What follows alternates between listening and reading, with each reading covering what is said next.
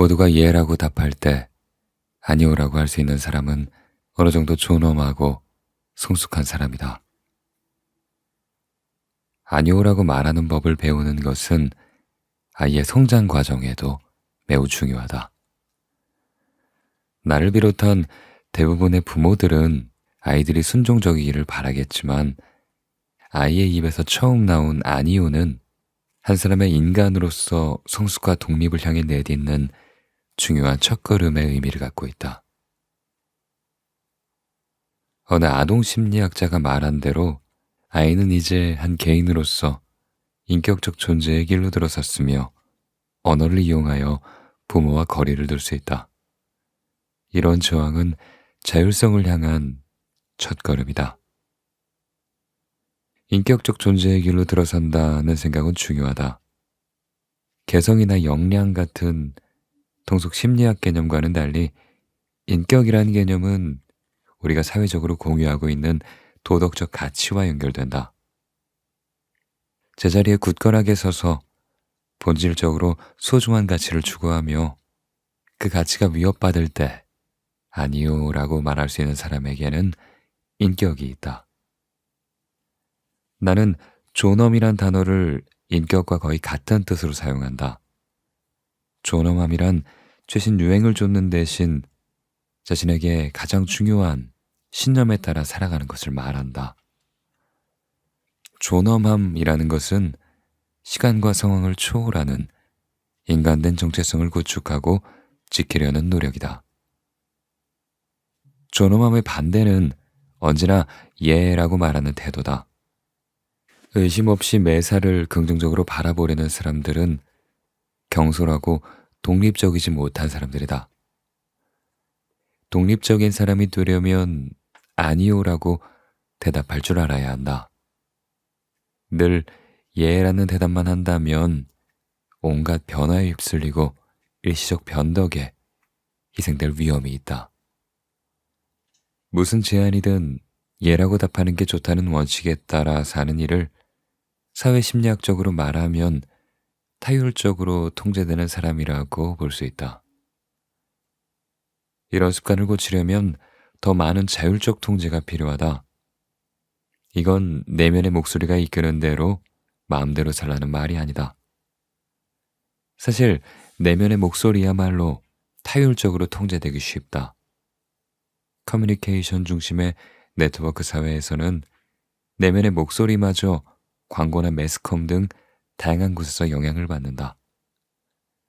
이 책에서 존엄함이라 부르는 진짜 자율적 통제는 우리의 도덕적 가치를 충실히 지키고 의무와 책임의 중요성을 이해하고 이성적으로 옳고 그름을 판단하는 것이다. 이런 존엄함을 가진 사람이라면 아니요 라고 말할 일이 자주 있을 것이다. 요즘 사회를 살다 보면 거절할 일이 너무도 많기 때문이다. 매사에 예라고 대답하는 건 노예뿐이다. 직장에서는 충분히 긍정적이지 않거나 능력 개발에 매진하지 않는 듯한 사람들이 회사와 주변 사람들의 충고를 듣는다. 긍정적인 사고를 할수록 좋고 부정적으로 생각하거나 매사에 아니요라고 대답한다면 나쁘다는 것이다. 물론 이건 터무니없는 생각이다. 우리는 아니요라고 대답해야 할 온갖 유혹과 권유에 매일 부딪힌다. 다행히도 제대로 대답할 때도 있다. 그런데 우리 보고 왜 예라고 말하라고 하는가? 왜 그런 충고가 정당화되는가? 긍정의 예스 문화를 더 깊게 파헤쳐보면 그 답을 찾을 수 있다.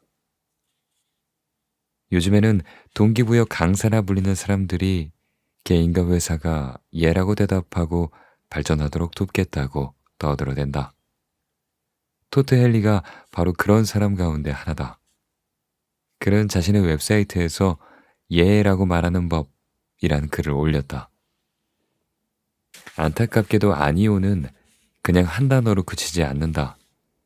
그것은 삶의 방식이기도 하다. 미지의 것을 대하는 기본적인 태도가 뒤로 물러서거나 머뭇거리거나 그냥 안 하는 것이라면 우리의 삶이 제공하는 가장 좋은 것들을 거절하는 셈이다. 창조성은 항상 예라는 대답과 함께 시작한다. 창조하는 것은 먼저 위험에 예라고 말하는 것. 그 다음은 그 위험을 받아들이고 극복하는 것이다. 모든 창조가 성공적이지는 않지만 모든 창조 행위는 용기 있는 행동과 함께 시작한다. 나는 예라고 말하는 행동은 그것만으로 이미 성공적인 결과를 이루었다고 평가한다. yes라고 계속해서 말하며 살아간다면 결국 가치 있는 무언가를 이루게 될 것이다. 당신은 예라고 대답하는 자세로 살고 있는가? 지금까지 토트헬리의 말이었다. 토트헬리는 창조성과 용기 같은 긍정적인 단어들을 쓰면서 그것을 예라는 대답과 연결한다. 창조성이나 용기 같은 단어를 언급하는 글은 대개 우리가 내면에 집중하고 용기 있게 내면을 개발하며 살아가야 한다는 그런 생각을 담고 있다. 우리는 목표를 세우고 창조적이면서 용감한 사람이 되어 그런 삶을 살되 다른 사람이 아닌 자신이 원하는 것을 해야 한다. 이건 물론 모순적인 이야기다. 우리는 스스로 목표를 세우고 성공을 위해 분투하며 우리가 원하는 대로 살아야 하지만 동시에 온갖 사회적 요구에 예라고 대답해야 한다. 이처럼 서로 연결된 요구들에 예스라고 대답하지 않으면 그건 부정적인 거고 삐딱한 사람으로 여겨지는 세상이다. 뭔가 대단한 잘못을 저질렀거나 사회에 적응하지 못하는 사람으로도 여겨진다. 분명히 당신이 원해서 아니요 라고 대답했는데도 말이다. 토트헬리를 비롯한 예스 전도사들이 무조건 틀렸다는 말은 아니다. 사실 어떤 면에서는 맞는 부분도 있다. 문제는 언제나 예스라는 답변만 옳다고 여기는 그 태도이다. 요지는 예스라는 대답을 모두 갖다 버리라는 게 아니라 다양한 대답을 할 줄 알아야 한다는 것이다. 아니요. 글쎄요. 잘 모르겠네요. 조금 더 생각해 보겠습니다. 같은 대답도 나올 수 있어야 한다. 앞에서 배웠듯이 부정과 비판을 금지하는 일은 무엇보다 인간 본성에 어긋난다. 아무도 그렇게 살 수 없고 그렇게 살아서도 안 된다. 그렇게 살다가는 스트레스와 우울에 빠질 것이다. 모두 알다시피 사람은 서로 다르다. 쾌활한 사람도 있고 좀 내성적이거나 우울한 사람도 있다. 후자에 속하는 사람들은 긍정적인 태도와 끊임없는 변화를 요구하는 세상에 잘 적응하지 못하는 것처럼 보이지만 그렇다고 해서 잘못 살고 있는 건 아니다. 어쩌면 변화에 휩쓸리지 않고 단단하게 서 있기 더 쉬워지므로 행복하게 사는데 도움이 된다고도 할 수 있다. 매사에 항상 예라고 말해야 하는 건 그건 노예뿐이다. 그러므로 자유를 지닌 사람이라면 누구나 아니요, 아니요 라고 말할 수 있어야 한다. 오버부킹 권장하는 사회. 그런데 왜 우리 사회에서는 예라는 대답이 아니요보다 더 유행할까? 거기에 나는 두 가지 이유가 있다고 생각한다. 첫째, 사회의 빠른 속도와 변화하는 성질 때문이다. 그런 사회에서 예스라는 대답은 그럭저럭 괜찮은 사람이 되는 방법이다. 지금 진행 중인 변화를 따라갈 만큼 충분히 진취적인 사람으로 보이게 만들기 때문이다. 덴마크 철학자 아네르스 포그 옌센은 우리 시대를 프로젝트 사회라 부른다. 온갖 공적, 사적 활동이 프로젝트로 여겨진다. 이것들은 일시적이며 아주 단기적이지만 종종 되풀이될 수도 있다. 이런 사회에서는 개인이 유능해 보이기 위해, 그리고 능력과 잠재력을 최대한 활용하기 위해 자신의 일정을 과도하게 채우는 일이 발생된다. 마치 항공사들이 오버부킹 하는 것처럼 말이다. 이제 우리가 살면서 해야 하는 일들은 모두 프로젝트가 되고 말았다. 이런 프로젝트들은 물론 대부분 일시적이다. 무언가 더 흥미로운 일이 레이더에 나타난다면 그냥 중단된다. 그뿐 아니라 사람들이 프로젝트에 예스라고 대답해야 한다는 생각이 널리 퍼졌다. 입사 지원을 할 때나 면접을 볼 때 도전 정신이 강조된다. 새로운 도전에 예라고 대답하는 사람은 좋은 평가를 받지만, 고맙지만 안 할게요 라는 공손한 답변을 하는 사람에겐 의지와 용기가 없다는 평가가 뒤따른다. 둘째로 자신이 진취적이지 못하거나 어수룩한 사람으로 보일지 모른다는 두려움 때문에 그렇다. 이런 생각은 중요한 정보나 좋은 기회를 놓칠지 모른다는 두려움 때문에 나온다. 이 두려움을 바로 포모 증후군이라고 한다. 이런 사람들은 유한한 삶을 최대한 즐기는 것이 중요하다고 생각한다. 한정된 짧은 시간에 할 수 있는 한 많은 것을 보고 들어야 한다. 그러니까 매사에 예스라고 외치며 인생의 모든 기회를 잡지 않는다면 결코 행복해질 수 없을 것이라 믿는다. 하지만 진짜 그런가? 이런 생각은 스토아 철학의 이상과는 정반대이다. 스토아 철학자들은 긍정적인 경험을 하는 게 당연히 좋다고 생각하지만, 그렇다고 그것만을 계속 쫓는 것이 꼭 삶의 목적이라고 생각하지는 않았다. 사실 예스 철학을 되뇌며 최신 유행만을 쫓다 보면 스토아 철학에서 가장 소중하게 여기는 마음의 평화를 결코 얻지 못한다. 도태되고 뒤처지지 않을까 하는 두려움으로 아니요 라고 말하지 못하는 사람은 결국 길을 잃는다. 한 발짝 뒤로 물러나 냉철하게 자신의 현실을 이해하기가 어려워진다. 가속화 문화는 마음의 평화와 안정을 바라지 않는다. 오히려 그걸 문제로 여긴다. 마음이 평화로운 사람들은 온갖 종류의 비합리적 요구와 요청에 제동을 걸 테니까. 그들의 침착하고 비판적인 태도는 유동적이고 유연하며 변화무쌍한 개인을 이상으로 내세우는 시대에는 장점으로 인정받지 못한다. 불안의 해독제. 오직 예스만 옹호하는 사람들은 아니요라고 말하는 사람들에게 용기가 부족하고 융통성이 없으며 지나치게 몸을 사린다고 비난한다. 하지만 예스라고 대답하는 사람들이야말로 용기가 없는 사람들이다. 변화를 따라잡지 못할까봐, 흐름을 놓칠까봐 계속 두려워하기 때문이다. 이런 두려움을 없애기 위해 매번 깊은 고민 없이 예스라고 대답하는 것이다. 물론 그렇게 대답해도 두려움을 모두 없애지는 못하지만 말이다. 예스 철학 전도사들은 자신들이 무엇이 옳은지 안다고 확신한다. 그들은 긍정적인 태도와 능력 개발을 길러주는 예스라는 답이 좋고 또 옳다고 믿는다. 그러나 스토아 철학자들은 반대로 주장한다. 예라는 확신보다 오히려 의심을 선호한다. 달리 말하면 글쎄요 라는 대답을 늘 준비해 두라 권한다. 요즘 세상은 확실성을 그 어느 때보다 찬양한다. 확실성은 좋고 의심은 나쁘다고 여긴다. 그러면서도 모든 것이 끊임없이 발전하고 달라져야 한다 주장한다.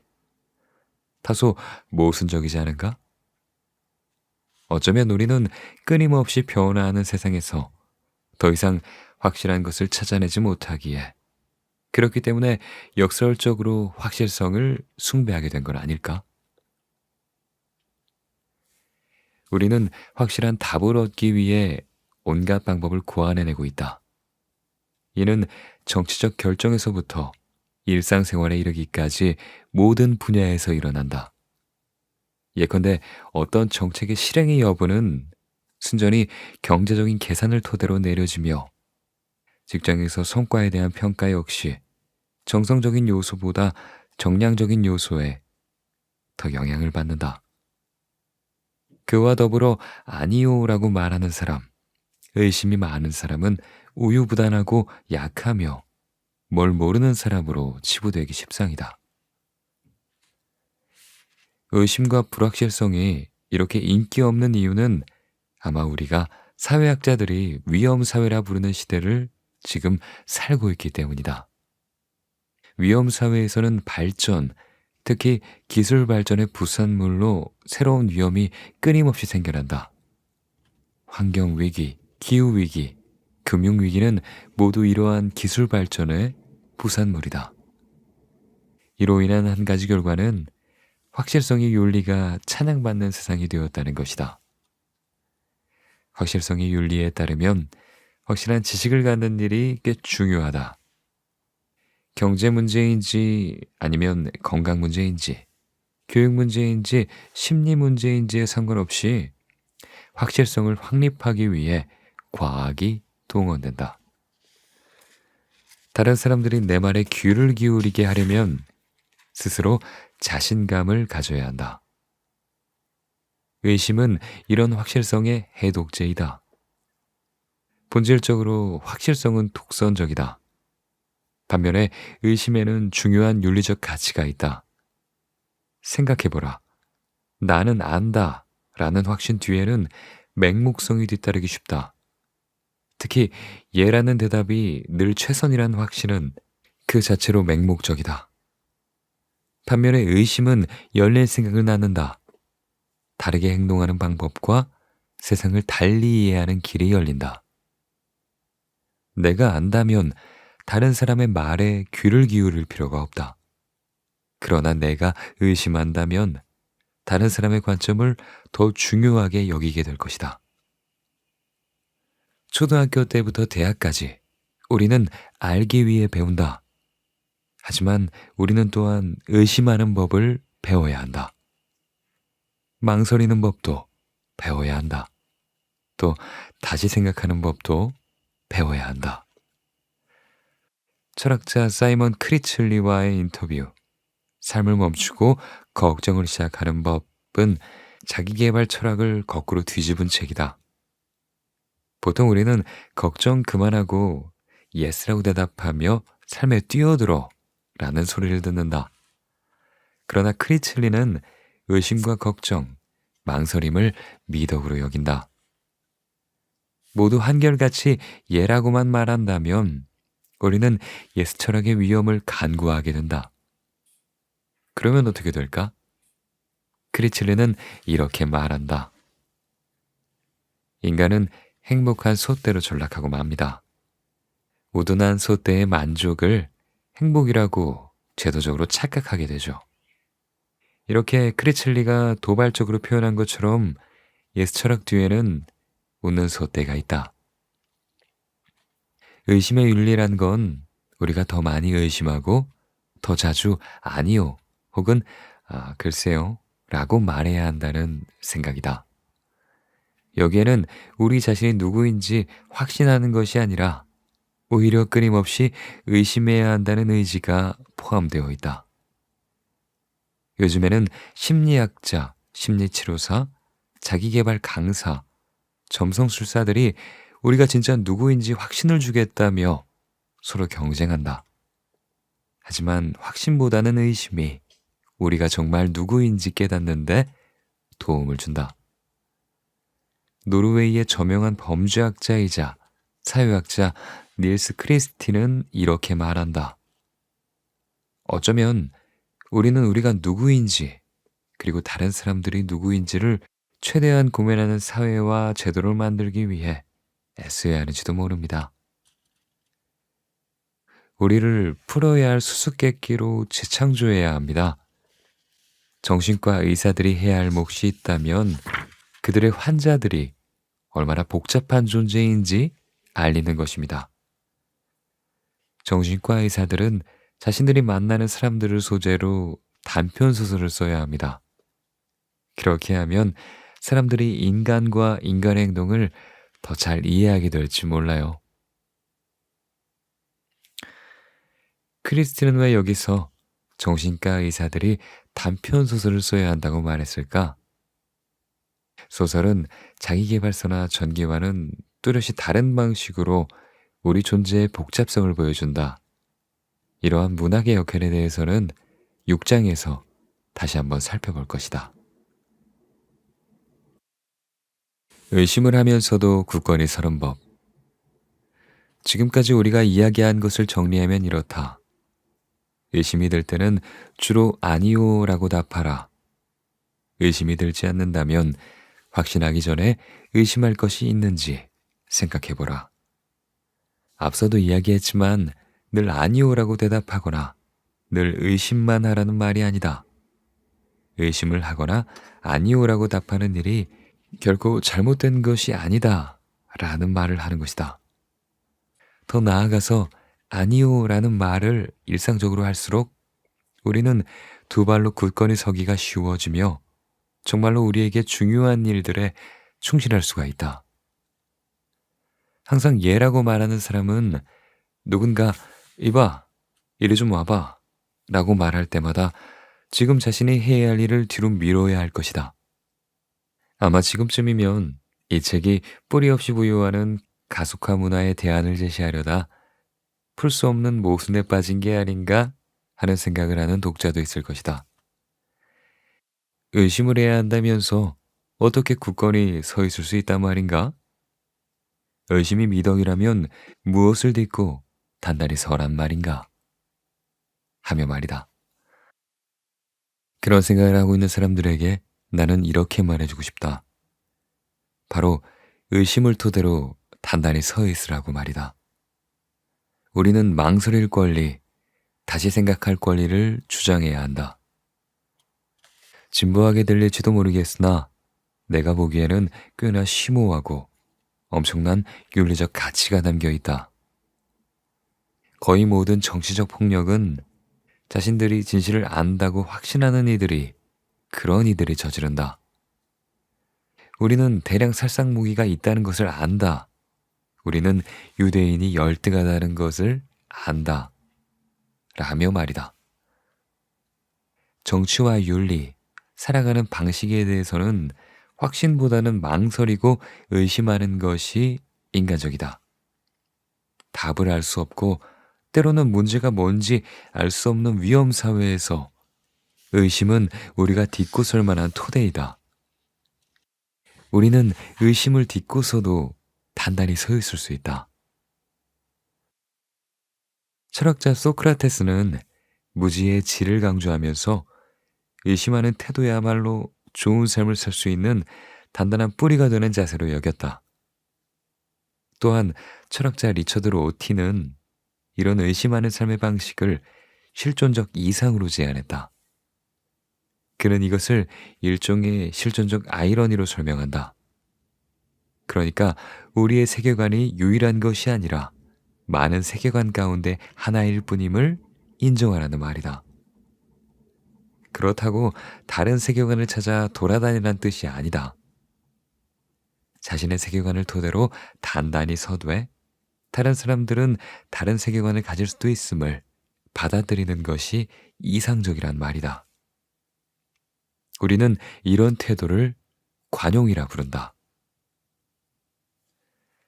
철학자 한나 아렌트는 인간의 조건에서 의심의 윤리를 이렇게 표현한다. 진실이 없다 해도 사람들은 진실할 수 있다. 믿을 만한 확실성이 없다 해도 사람은 믿을 만할 수 있다. 아렌트는 스토아 철학자는 아니지만 이 문장은 스토아 철학의 신조 가운데 하나를 너무도 아름답게 표현했다. 그리고 이는 오늘날 우리에게도 적절한 격언이다. 어쩌면 절대 진리라는 것은 없을지도 모른다. 하지만 바로 그렇기 때문에 우리 삶의 진리를 창조하는 건 바로 우리의 몫이 된다. 빠르게 변화하는 세상에서 확실성 같은 것은 없지만 바로 그렇기 때문에 우리가 믿을 만해야 한다. 미쳐 날뛰는 세상에서 질서 있고 일관성 있는 섬을 창조해야 한다. 이런 섬을 창조하려면 아니요 라고 말할 능력이 반드시 있어야만 한다. 이런 의미에서 아니오는 굳건히 서기 위한 훌륭한 전제 조건이다. 마음의 평화를 얻는 에픽테토스의 지혜. 풍파로 가득한 이 세상에서 마음의 평화를 얻으려면 어떻게 해야 할까? 30년간 노예로 혹사당하다가 훗날 존경받는 철학자가 된 에픽테토스는 이렇게 말했다고 전한다. 누구든 두 단어만 마음에 새기면 평화를 찾을 수 있다. 바로 집요함과 저항이다. 다시 말해서 아니요라고 대답하는 연습을 강조한 셈이다. 직장을 한번 떠올려 보라. 상사의 지시에 무조건 예스라고 대답한다고 순조롭게 직장 생활을 할 수 있을까? 오히려 부당하거나 지나친 업무에 시달리면서 스트레스만 받을 것이다.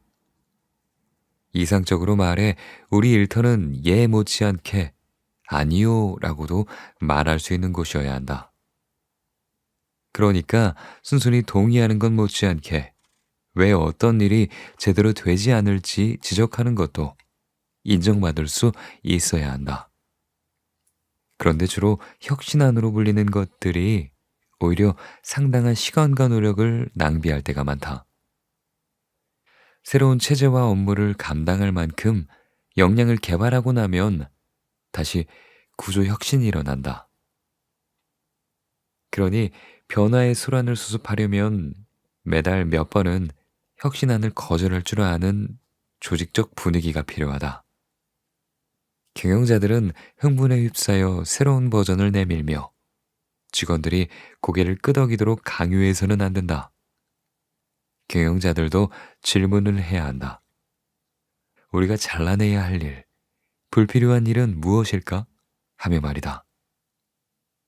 연구자들은 연구할 수 있고, 외과 의사는 수술할 수 있고, 교사는 가르칠 수 있고, 사회복지와 의료 전문가는 사람들을 도울 수 있도록 말이다. 자료의 입력과 평가의 시간을 낭비하는 대신 진짜 일을 할 수 있게끔 도와야 한다. 만약 당신이 다니는 직장이 아니요라고 말하는 분위기가 조성되어 있지 않다면 그럼 어떻게 해야 할까? 그렇더라도 이 어려운 기술을 혼자서라도 연습하기 시작하라. 처음에는 의욕이 넘쳐서 모든 요구에 그냥 아니요라고 대답할지도 모른다. 물론 그렇게 해서는 안 된다. 타당한 이유가 있을 때만 아니요라고 대답하라. 제안이 불쾌하거나 모욕적이거나 굴욕적이기 때문일 수도 있고 당신이 이제부터 너무 많은 프로젝트를 짊어지지 말아야겠다 라고 결심했기 때문일 수도 있다. 앞서도 말했지만 무엇에 아니오라고 말할지는 그냥 내면의 목소리만으로 결정해서는 안 된다. 그렇다면 무엇을 바탕으로 결정해야 할까? 스토아 철학자들은 이성에 묻기를 추천한다. 사실 아니오라고 말하는 게 합당한 일들이 굉장히 많다. 예를 들면 이미 맡은 일을 모두 끝내기 전까지는 다른 프로젝트에 아니오라고 말하는 것이 옳다. 새 프로젝트가 아무리 흥미롭게 들려도 말이다. 기회를 놓치고 싶지 않다는 마음에 아니오라고 말하기 힘들지도 모른다. 나는 매일 적어도 5가지는 거절하는 게 좋다고 생각하는데 어쩌면 다소 심한 요구일지도 모르겠다. 특히 아주 오랫동안 예스라는 대답을 입에 달고 살았던 사람들에게는 더 그럴 것이다. 그러니 그동안 반대하고 싶었거나 불필요하다고 생각했지만 어쨌든 계속하고 있던 일에 아니요라고 말하도록 노력해보자. 하나가 더 있다. 많은 직장에서는 지루하고 불필요한 긴 회의를 한다. 이런 회의를 계속하자는 제안에 아니요라고 말하고 하던 일을 하고 싶다고 설명하라. 미소를 지으며 아니요 라고 말하라. 스토아 철학의 목표는 괴팍한 반대론자가 되라는 것이 아니다. 반대는 목적을 달성하기 위한 수단일 뿐이다. 진짜 목적은 마음의 평화를 찾는 것이다. 아니요라고 자주 말하지 못하겠다면 늘 하루를 되돌아보고 다시 생각할 수 있도록 의심하고 또 망설이는 연습을 하라. 그럴 때는 yes라고 말하는 대신에 좀 더 생각해 보겠습니다. 라고 말하면 된다.